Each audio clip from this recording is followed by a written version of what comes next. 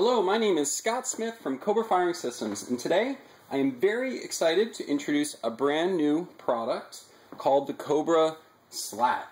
Now, before I get into actually explaining the slat and its construction and the benefits of it, I want to just briefly talk a little bit about the COBRA module and how it compares to other modules within the industry. And from that, we're going to transition into the actual slat, show you some of the construction, show you some of the benefits, explain the different types, how they connect to the module, and then we're going to actually go out in the field and we're going to run some live tests with the unit. Now, for anyone that doesn't know the COBRA system, this is a firing module. This is what you actually connect either E-match or Talon igniter clips to, which ultimately connect to whatever pyrotechnic device, for example, a shell or a cake or whatever product that you're firing. The COBRA module has 18 cues, 1 in the upper left to 6 in the first row, 7 through 12, and then 13 through 18 on the bottom row. Each cue is essentially a positive and a negative port for which you put 2 wires into it. On the end of that is either the E-match or the Talon igniter clip, which is going to connect to the pyrotechnics. When you fire one of these cues, either manually or through a script, electricity is sent through that specific cue, which in turn causes the pyrotechnic event to go off. Now, COBRA has all of its cues pre-built into the actual module. You'll see that they're part of the construction of the unit. They are connected through some plugs directly into the main circuitry of the firing module. They are not separate from the unit. Everything is combined into one. You don't need cables, you don't need slats. Everything is one central unit. Now, a lot of systems that exist in the market do have the concept of a module for which you connect a slat. Now, the slat is basically all of your cues separated off into a circuit board, and then you use a cable to plug that slat directly into the actual firing module. So, just to provide a brief demonstration of that, this is a COBRA slat. This is a COBRA parallel slat. We also offer a series slat, which I'll explain a little bit further. And all this is just a circuit board with the same cues, 1 through 18, made available using these speaker terminals, which are a little bit larger and easier to use than the smaller ones that exist on the module.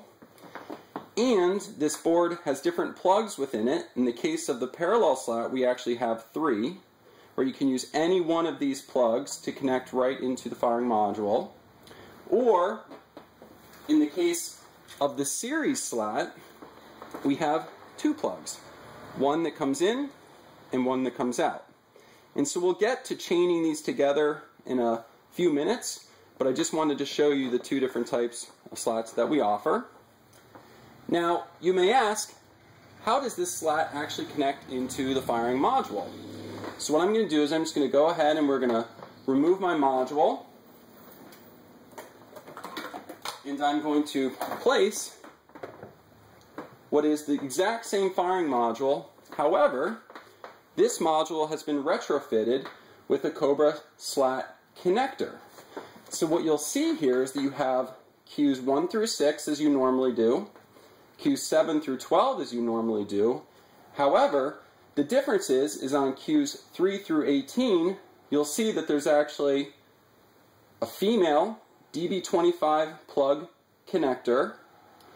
You'll see these little red and black mini connectors, which allow you to wire cues 13 through 18 directly into the module if you were not using the slat connector, or excuse me, the DB25 connector. And how it works is you will take your slat and, through the use of a cable, and I've gone ahead and I've just grabbed a simple right-angled 1 meter DB25 cable, plugging it right into my module, and then we're going to go ahead and I'm going to take my slat and I'm going to connect the plug directly into this. Now, you may ask your question, why would anyone want to separate off the Qs from the main module? Well, there's a couple of different benefits for this. The first benefit is that for specific shows, typically larger shows, it's very common for companies or individuals to want to pre-wire all of their effects directly onto what is effectively a very safe, non-powered board. And they would do that potentially days in advance. So that would be all connected. This could be, for example, screwed onto the side of a rack or onto any other different type of mount that you may have. Then you bring all of your product into the field, and the last thing that you do is you walk out with your module and you go ahead and you just connect on your slat. Now that's taken a bunch of time that you would normally spend wiring each of the Qs individually into a simple plug action. So you would just plug it right in and you're good to go. So you could have a huge show that would normally take, 5, 10 plus hours with several people, sometimes 5, 10, 20 people, and you can reduce that wiring effort significantly by plugging in within the field and doing the work in advance prior to bringing out the product. So that's the first application of slats. Now, the second application of slats is really more about firing multiple positions at the same time and doing that more cost efficiently with the COBRA system. So let's take, for example, that you had a 4-position front. So you had 4 different field modules that you wanted to fire. Let's imagine that each of those modules were 50 feet apart, and you wanted to fire them at the exact same time at different points during the show. How you would do that prior to having slats is you would just simply place 4 field modules out within the field. Now, that works great. Many people do that today. However, the other alternative using slats is that you can take a module that has a slat, you can connect that, and I'll grab another cable and another slat, and you can actually take multiple slats. In this case, I'm going to grab another one, and you can connect these together directly into each other. And so what this is effectively doing is you are now kind of chaining slats together, and when you fire a single module, for example Q number 1, it's going to fire Q number 1 on the module, and it's going to fire Q number 1 on any of the slats that are hooked up directly into that module, thereby allowing you to easily mirror or expand that module without having to purchase individual modules, and instead you can purchase cables and slats, which is going to be a little bit cheaper. Now, the only downside to that is that you have to fire all of those positions at the exact same time. So if you did have 4 firing modules instead of 1 module and 3 slats, you could actually fire any of those positions at any time independently of one another. However, with the 3 slats and the module, it does require that you fire all 4 positions at the exact same time. However, again, it's going to save some money. Now, in this case, you'll notice that I'm using parallel slats. What's nice about parallel slats is that everything is wired in parallel. So what that means is that you can use any of these 3 plugs as inputs or outputs to the slat. You don't have to worry about it. You simply connect to the module, and you can come out here, come out here, come out here, and then connect any of these together. As long as they're plugged together, they're all going to fire in parallel. With the current COBRA module, we support firing up to 4 Qs, or 4 E-matches or igniter clips at the same time in parallel. So if you did have 3 slats and 1 module, all in parallel, you could fire 1 E-match or 1 igniter clip on every one of those Qs. Now, in the future, you will have the ability to plug an external power adapter directly into the COBRA module, thereby allowing you to fire more than 4 Talon clips or E-matches in parallel, upwards of 10 or 15 or more depending on the specs of the adapter at that time. Great. Now, the second slat that we offer, this is our series slat, and you'll see the main difference is that the connectors are in the top and the bottom positions. The difference between a series slat is your circuit is fired in series.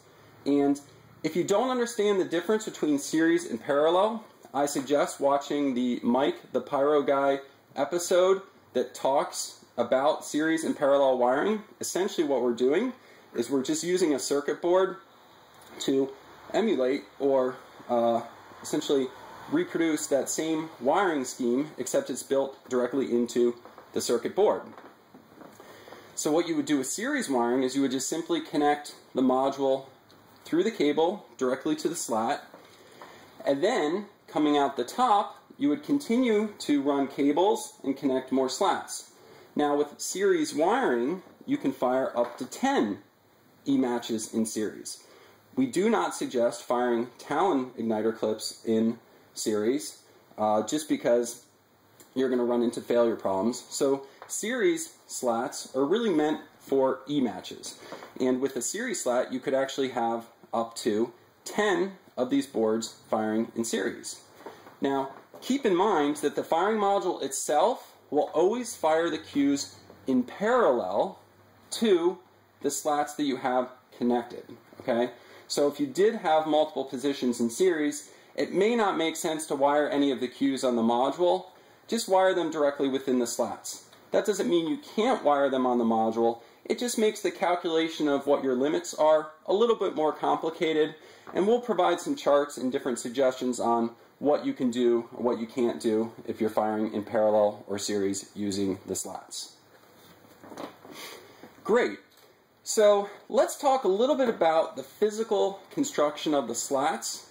Let's talk a little bit about cables themselves, and we're also going to talk about the slat connector and how that fits into the actual firing module and how that can be retrofitted into any existing firing modules that exist within the market today. And as you hear, I'll discuss in other videos, we make a very strong effort to allow new products to work with the products that we already have within the field. And so when we first designed the COBRA system, we designed a lot of the system to be pluggable. So you can remove components, add new components, make it easily repairable, or expandable in the case of this with our new slat expansion product. Great. So the slat. What you're seeing here is this is a 2mm thick board, PCB board. It's fairly rugged. You're not easily going to snap this board. We have 4 per piece speaker terminals. These are larger than what you're going to see on the COBRA module. All of the traces and speaker terminals on our slats are gold plated, so that's going to help minimize any type of long-term corrosion on the system. All of our DB25 connectors are actually reinforced in such a way that we have the screws holding them in from the bottom, and you've got the input screws coming in from the side connected with a little L bracket. A lot of the different DB25 connectors that exist in the market rely on the actual solder joints or the solder pins to hold themselves in, or they rely on a little snap-in connector. With us, we actually specifically had to custom design these to allow for a screw and a nut hold on both ends, and that exists both on the series slat and it also exists on the parallel slat, same as it does with the actual connector that goes into the main board. Now, these 4 holes that you're seeing within the corners, these can be used for you to screw this slat onto varying surfaces, whether it's a wood surface or something else. All of them can be screwed on directly. You'll see the back of the board. This is an exposed PCB material. All of the traces are on the inside of this device, so you don't have to worry about, having this sit on a moist surface and having the traces shorted out necessarily. We do suggest placing this on some type of dry, for example, a piece of cardboard or something else to kind of keep it up. We are going to be designing a silicone backing to this with some mounting tabs, very similar to how our boot works. And through the use of that, that's going to allow for you to provide a little bit more bottom protection. It'll be an optional accessory to the slat. It won't be very expensive, and it'll allow you to further mount this to different devices and provide a little bit more moisture protection, if you will. Great. So let's talk about the cable. Now, there's all different types of cables that exist. If you go, anywhere on eBay or check out the different websites, you can see it's very simple to find DB25 cables that exist. Now, this system will work with any different type of DB25 cable that you purchase. You are more than welcome to go to eBay to purchase DB25 cables. Those standard cables will work within the system. Just because this is kind of an antiquated type of a connector, in fact, our industry is one of the few, I believe, to use it as much as it does. It's difficult to find a lot of different varieties with different gauges, with different options, for example, like a right angle connector. And so what we did is we actually created this cable, and we are going to sell this in varying lengths, I believe 1, 5, 10, and 25 meters. This is a right angle DB25 to straight DB25, 22 gauge, copper stranded, aluminum shielded cable.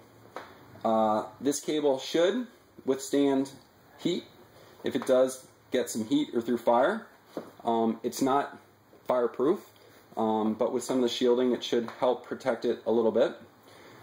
Through the stranded wiring you should be able to bend, and this should be able to take some wear and tear over the years. The benefit of the 22 gauge wiring is that it's going to allow for you to fire more E-matches or more Talon clips along longer runs. What we'll do in those charts that I was talking about is we are going to go ahead and publish the actual specifications of what you can fire with a 22 gauge cable and what you can fire with a 26 gauge cable. For our 22 gauge cables, I think you'll find that our pricing is going to be very competitive. We'll also warranty these cables, and so hopefully, you'll look for us for these. If you're doing shorter runs that you don't need to meet the maxes, absolutely go ahead and purchase any other type of cable. In fact, we'll likely look at coming out with some 24 or 26 gauge cables in the future. We just wanted to offer the 22 gauge just because this is difficult to find high quality cable that people would probably prefer if their budget could afford it. Great. So let's talk a little bit about the slat connector. You'll see this module is pre-outfitted with the connector. If you've seen some of our other videos, you'll know that our Q strips, or replaceable 6Q strips, are actually pluggable into the actual COBRA system. So if you decide that you want to turn one of your modules and make it slat capable, what you'll need to do is you're going to need to purchase a slat adapter, which is essentially this that you're seeing right here. Now, I've already kind of pre-assembled it. It's actually pretty simple. There's not much to it. Basically, it's just a backplane board and 3 different vertical adapters that kind of connect together. It's very simple to assemble. In fact, I can just pull this apart here just so you can kind of see what it is. This is your backplane board. This actually allows all the Qs to be wired back to this 13 through 18 bay, and I'll show you this when we install it. These are standard vertical adapters or Q strips. The main difference is that they now have a little plug on the back of them that supports the connection of this backplane. So these two are the same. The ones that go into the first 2 bays are the same. Now the third looks a little bit different. This is actually what contains your DB25 port. So what you can do is just kind of push these little levers down, and you can insert the wire. It supports about 1 wire, maybe 2, and then you release and it'll hold actually fairly tightly within this unit. So they're really meant to be a backup to the main connectors if required. Okay, so what I'm going to do is I'm going to take a module that I already have kind of pre-prepared.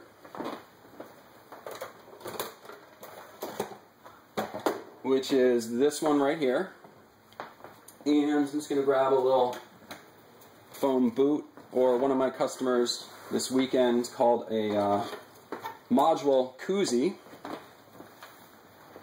And I'm going to show you how this is installed. So what you're going to want to do first is just remove the 6 screws on the top of the unit. You can use an electric screwdriver if you want. On the back of the system, there's also 4 screws that you want to remove. I've just gone ahead and removed these for speed here, but it takes just a few minutes to pull those out.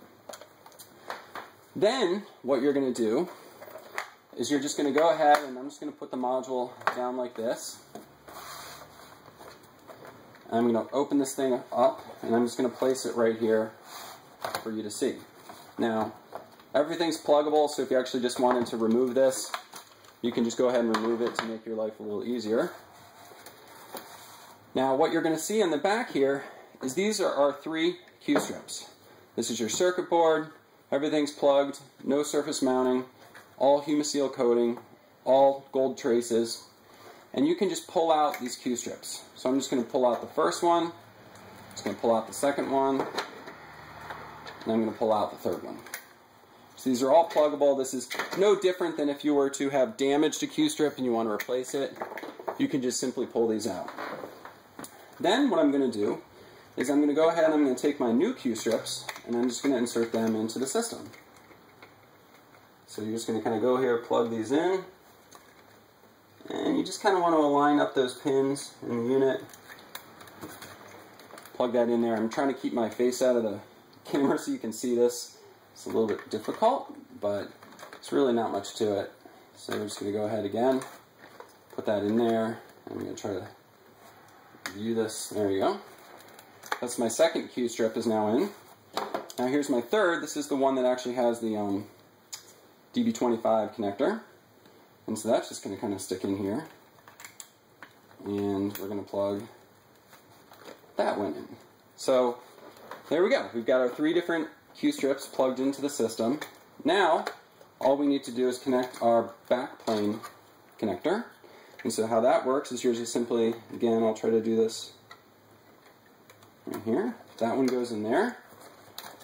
Then your next one is going to go right in here. And then your third one is going to go right in there. And so what that does is that actually does a couple things. One, it kind of holds these all in place until we put the enclosure on, and it actually connects everything in a wired, in a parallel wired fashion. So we install those in there. In my case, I'm just going to go ahead and plug my power plug back in, and go ahead and stick the back of the enclosure onto the system. And all I would do at this stage is you'll see now that voila, my module has been instantly transformed into a slat capable module. And all I'm going to do now is just put all my 10 screws back in and we're good to go. So, you know, once you've done this once, you can do it in just a few minutes. It's pretty simple. All you need is an electric screwdriver. The one thing I do suggest is when you're putting in these screws in the back 4 corners, don't electronically tighten the ends. Get it down to where it's pretty close, and then just use a hand screwdriver until you have a little bit of a slight pressure. Some of these corner posts can be a little bit sensitive when you're connecting them, so just make sure you just lightly tug them. If you just go at it with the full torque, it's very possible that you're going to damage or crack the corners. Great. So that's the construction of the DB25 connector. We talked about the cables. We talked about the slats. Pretty straightforward. We're going to publish different charts on how much you can fire in parallel and series based on the gauge of your cables. Now let's go ahead in the field and actually have some fun. Okay, here we are in the field and I've got everything set up. I'm going to give you a brief explanation of what we've got set up here, and then we're actually going to walk the field and I'm going to show you how all the cables are connected directly into the slats.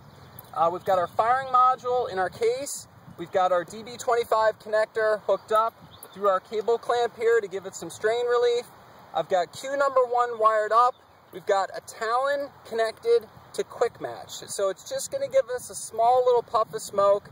We may see a little bit of variance in between firing times, primarily due to the Talon clip firing the quick match, but hopefully it should be pretty tight. If those were E-match, we'd get instant ignition across all of the positions at the exact same time.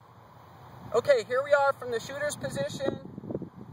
I don't know, we're probably about 300, maybe 350 feet away from the 4 positions. Directly to the left-hand side here, we've got the first position. That's our first slat. That's going to be cabled to another slat that's just about here, another slat just about here, and then all the way on the right-hand side, we have our firing module. So what's kind of cool is that you don't have 4 modules, so you only have to check your continuity on one of the modules, and you have to check your signal strength on one of the modules. So it saves a little bit of time in that respect. A little bit longer to get all the cables and the slats out there, but certainly not too bad. And so I've got my remote, just a simple 18R. I'm already armed. Q1 has continuity. So we're just going to go ahead and we're going to fire off this module.